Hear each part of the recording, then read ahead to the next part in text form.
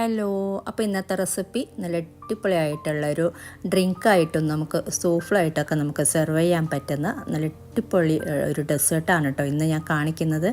അപ്പോൾ പാർട്ടികളിലൊക്കെ നമുക്ക് സെർവ് ചെയ്യാൻ പറ്റിയ സംഭവം തന്നെയാണ്. നല്ല ടേസ്റ്റുണ്ട് കഴിക്കാനായിട്ട്. ഞാൻ ഇതിൻ്റെ ചെറിയൊരു ഭാഗം ഷോർട്ടായിട്ട് അപ്ലോഡ് ചെയ്തിട്ടുണ്ട്. അതിന് ഈ ഒരു ഗ്രീൻ കളർ ഈ ഒരു പാർട്ടിങ്ങൾക്ക് എന്താണെന്ന് ഐഡിയ ഉണ്ടോ എന്നൊക്കെ ചോദിച്ചിട്ട് ഒന്ന് രണ്ട് പേരൊക്കെ നല്ല കറക്റ്റായിട്ട് പറഞ്ഞിട്ടുണ്ടായിരുന്നു. ജെല്ലിയാണെന്ന് കുറേ പേര് പറഞ്ഞു, പച്ച പപ്പായ ആണെന്ന് പറഞ്ഞു. പക്ഷേ പച്ച പപ്പായൊക്കെ നമ്മൾ ഇട്ട് കൊടുക്കുമ്പോൾ നമുക്ക് കഴിക്കാൻ കൊള്ളുമോ എനിക്കറിയില്ല.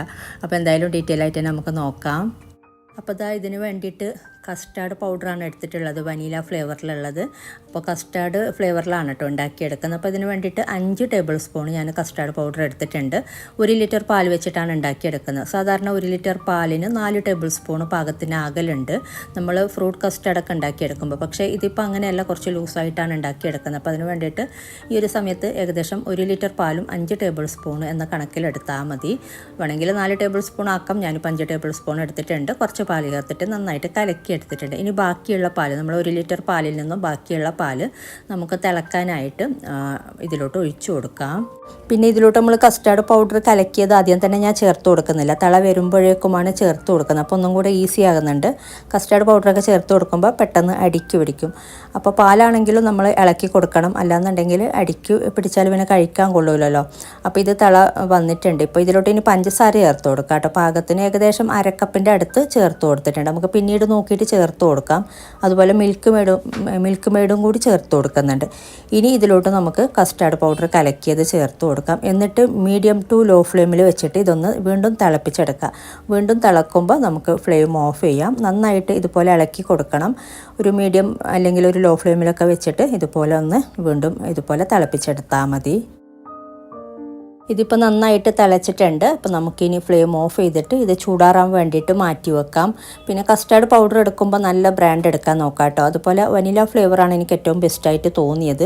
അപ്പോൾ ഞാൻ മുമ്പ് ചെയ്തപ്പോൾ 1-2 കമൻറ്റ് വന്നിട്ടുണ്ട് അതിന് കയ്പ്പ് വരുന്നുണ്ട്. അത് കസ്റ്റാർഡ് പൗഡർ ചിലപ്പോൾ നിങ്ങൾ എടുക്കുന്ന അതിൻ്റേതായിരിക്കും, അല്ലെങ്കിൽ അടിക്ക് പിടിക്കുമ്പോഴും നമുക്ക് കഴിക്കാൻ കൊള്ളൂല. അപ്പോൾ ഇത് നമുക്കിനി ചൂടാറാൻ വേണ്ടിയിട്ട് മാറ്റി വെക്കാം കേട്ടോ. ഇനി ഇതിലേക്ക് നമുക്ക് വേണ്ടത് ചൈന ഗ്രാസ് ഒന്ന് സെറ്റ് ചെയ്തെടുക്കണം. അപ്പോൾ മെയിൻ താരമാണിത്.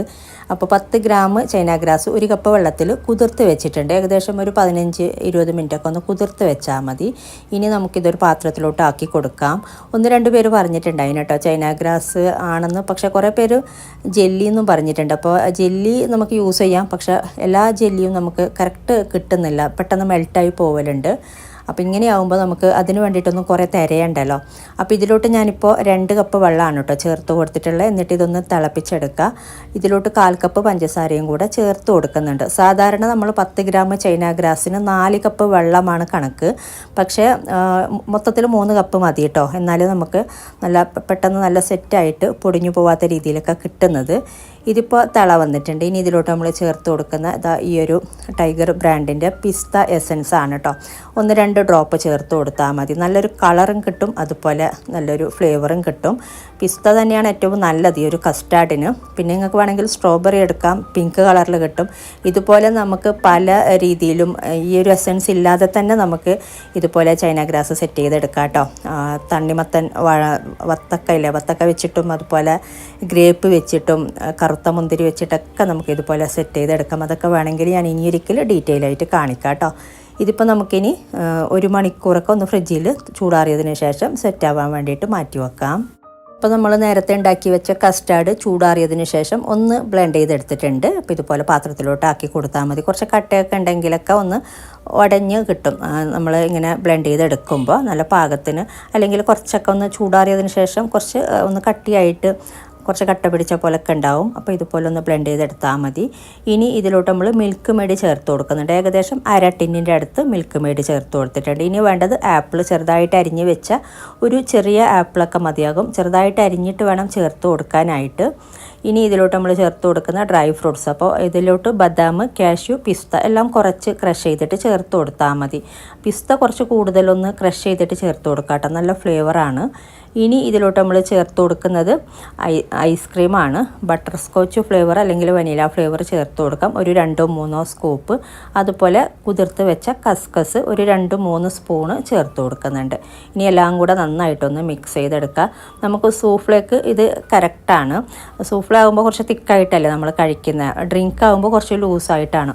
അപ്പോൾ ഡ്രിങ്കായിട്ട് കഴിക്കുമ്പോൾ ഇനി ഇതിലോട്ട് വേണമെങ്കിൽ ഇനി ആയിട്ടില്ല കേട്ടോ. ഒരു കാര്യം കൂടെ ഒരു കാര്യം ചേർത്ത് കൊടുക്കാനുണ്ട്. സൂഫ്ലക്കാണെങ്കിൽ പോലും നമ്മൾ നേരത്തെ സെറ്റ് ചെയ്യാൻ വെച്ചിട്ടുള്ള ഈ ഒരു ചൈന ഗ്രാസ് നല്ല സെറ്റായി വന്നിട്ടുണ്ട്.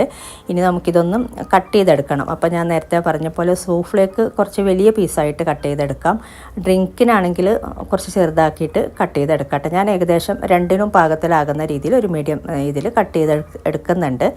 ഇതുപോലെ കട്ട് ചെയ്തിട്ട് നമുക്ക് ഏകദേശം പകുതിൻ്റെ അടുത്ത് ഈ സൂഫ്ലേക്ക് ഞാൻ ചേർത്ത് കൊടുക്കുന്നുണ്ട്. അപ്പോൾ ഞാൻ സൂഫ്ല ഉണ്ടാക്കിയിട്ട് അത് കുറച്ചൊന്ന് മാറ്റി വെച്ചിട്ട് ബാക്കിയാണ് പിന്നെ ഞാൻ ഡ്രിങ്ക് ഉണ്ടാക്കി കാണിക്കുന്നത് കേട്ടോ. നമുക്ക് രണ്ടും ഉണ്ടാക്കിയെടുക്കാം ഇതുപോലെ. അപ്പോൾ ഇതുപോലെ നമുക്ക് കണ്ടില്ലേ നല്ല സെറ്റായിട്ട് നമുക്ക് ഈ ഒരു രീതിയിൽ കിട്ടുന്നുണ്ട്. കഴിക്കാനൊക്കെ നല്ല ടേസ്റ്റാണ്. ഇങ്ങനെ നമ്മൾ ഡ്രിങ്കിൻ്റെ കൂടെയാണെങ്കിലും സൂഫ്ലേൻ്റെ കൂടെയാണെങ്കിലൊക്കെ ഇതുപോലെ നമ്മൾ ജെല്ലി ഉണ്ടാക്കുമ്പോൾ വേറെ നമ്മൾ റെഡിമെയ്ഡ് ജെല്ലിയൊക്കെ ആകുമ്പോൾ വേറെയൊരു ഫ്ലേവർ അല്ല. എനിക്ക് ചില ആൾക്കാർക്ക് അത് അത്ര ഇഷ്ടാവില്ല. പക്ഷേ നമുക്ക് എല്ലാ ഇതിലും അങ്ങനെ പെട്ടെന്നൊന്നും കിട്ടുന്നുമില്ല. ഇതാവുമ്പോൾ നമുക്കിങ്ങനെ ഈ ഒരു രീതിയിലൊക്കെ നമുക്ക് ചെയ്തെടുത്താൽ മതി. അപ്പോൾ നല്ല അടിപൊളിയായിട്ടുള്ളൊരു സൂഫ്ലയാണ്. നല്ല ടേസ്റ്റ് ഉണ്ട് കേട്ടോ ഈ ഒരു സൂഫ്ല. നല്ല പാകത്തിനാണ് ഞാൻ ചേർത്ത് കൊടുത്തത്. നമ്മൾ ഒരുപാട് ഡ്രൈ ഫ്രൂട്ട്സ് ഒന്നും ചേർത്ത് കൊടുക്കേണ്ട ആവശ്യമില്ല, കുറച്ച് മതി. അതുപോലെ പിസ്ത കുറച്ച് ക്രഷ് ചെയ്ത് ചേർത്ത് കൊടുക്കുമ്പോൾ ഈ കസ്റ്റാർഡിന് നല്ലൊരു ഫ്ലേവറാണ്. അപ്പോൾ ഇതാണ് കേട്ടോ സൂഫ്ല. നമുക്കിതുപോലെ ഉണ്ടാക്കിയെടുക്കാം. പിന്നെ നിങ്ങൾക്ക് വേണമെങ്കിൽ ഫലൂദ സേമിയ കുറച്ച് വേവിച്ചത് ചേർത്ത് കൊടുത്തിട്ട് ഫലൂദ വേണമെങ്കിലും മുകളിൽ ഐസ്ക്രീമൊക്കെ ഒന്ന് സ്കൂപ്പ് ചെയ്തിട്ട് കൊടുത്ത് സെർവ് ചെയ്ത ശേഷം അങ്ങനെ ഫലൂദ വേണമെങ്കിലും ഉണ്ടാക്കിയെടുക്കാം കേട്ടോ. ഇതുപോലെ തന്നെയാണ് നമ്മൾ ഫലൂദയും ഉണ്ടാക്കിയെടുക്കുന്നത്. അപ്പോൾ ഞാൻ കുറച്ച് സൂഫ്ലൊക്കെ വേണ്ടിയിട്ട് മാറ്റി വെച്ചിട്ട് ഇനി ബാക്കി നമുക്കിതിലോട്ട് ഡ്രിങ്ക് ആക്കിയിട്ടും നമുക്കിത് സെർവ് ചെയ്യാം കേട്ടോ. അപ്പോൾ ഇതുപോലെ നിങ്ങൾ ട്രൈ ചെയ്തിട്ടില്ല എന്നുണ്ടെങ്കിൽ ട്രൈ ചെയ്ത് നോക്കാം കേട്ടോ. അപ്പോൾ വെറുതെ പറയുന്നതല്ല, നല്ല അടിപൊളിയാണ് സംഭവം. അപ്പോൾ ഈ ഒരു രീതിയിൽ നമുക്ക് വലിയ ഇതൊന്നുമില്ല. ഇതിന് കുറച്ച് ഐസ്ക്രീമും അതുപോലെ മിൽക്ക് മെയ്ഡും മാത്രം വേണമെന്നുള്ളൂ. ബാക്കി പിന്നെ ഒക്കെ നമ്മുടെ സാധാ വീട്ടിൽ ഉണ്ടാവുന്നതാണ്. ഡ്രൈ ഫ്രൂട്ട്സ് ഒരുപാട് ചേർത്ത് കൊടുക്കേണ്ട ആവശ്യമില്ല, കുറച്ച് മതി. ഇനി ഇതിലോട്ട് ഞാൻ ബാക്കിയുള്ളതിലോട്ട് കുറച്ച് പാല് ചേർത്ത് കൊടുക്കുന്നുണ്ട്. ഇനി കുറച്ച് വേണമെങ്കിൽ നമുക്ക് വെള്ളവും കൂടെ ചേർത്ത് കൊടുക്കാം. അപ്പോൾ ആ ഒരു ബ്ലെൻഡറിലോട്ട് തന്നെ ആക്കിയിട്ട് ഒരു ഇച്ചിരി വെള്ളം ചേർത്ത് കൊടുത്തിട്ടുണ്ട്. കുറച്ച് ലൂസായിട്ടല്ലേ നമുക്ക് ഡ്രിങ്ക് ആകുമ്പോൾ നമുക്ക് കുടിക്കാൻ പാകത്തിന് കുറച്ച് ലൂസാക്കി എടുക്കാം. ഇനിയിപ്പോൾ ഇതിൽ ചേർത്തിട്ടുള്ള സംഭവങ്ങളൊക്കെ കുറച്ച് കുറവാണെന്നുണ്ടെങ്കിൽ ഇനിയിപ്പോൾ ഞാൻ ഡ്രൈ ഫ്രൂട്ട്സ് ഇതിലോട്ട് ചേർത്ത് കൊടുക്കുന്നില്ല.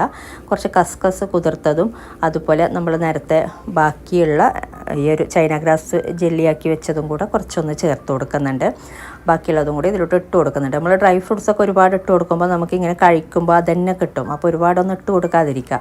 പിസ്ത ആണെങ്കിൽ നമുക്ക് നല്ലോണം പൊടിച്ചിട്ട് വേണമെങ്കിലും ചേർത്ത് കൊടുക്കാം കേട്ടോ. അപ്പോൾ ഇതുപോലെ നമുക്ക് ഡ്രിങ്കായിട്ട് യൂസ് ചെയ്യാം. ഡ്രിങ്കാണെങ്കിലും നല്ല അടിപൊളിയാണ് കേട്ടോ. അപ്പോൾ ഈ ഒരു രീതിയിൽ നിങ്ങൾ ട്രൈ ചെയ്തിട്ടില്ല എന്നുണ്ടെങ്കിൽ എന്തായാലും ഒരിക്കൽ ഉണ്ടാക്കി നോക്കി നിങ്ങളുടെ അഭിപ്രായങ്ങളൊക്കെ അറിയിക്കുക കേട്ടോ.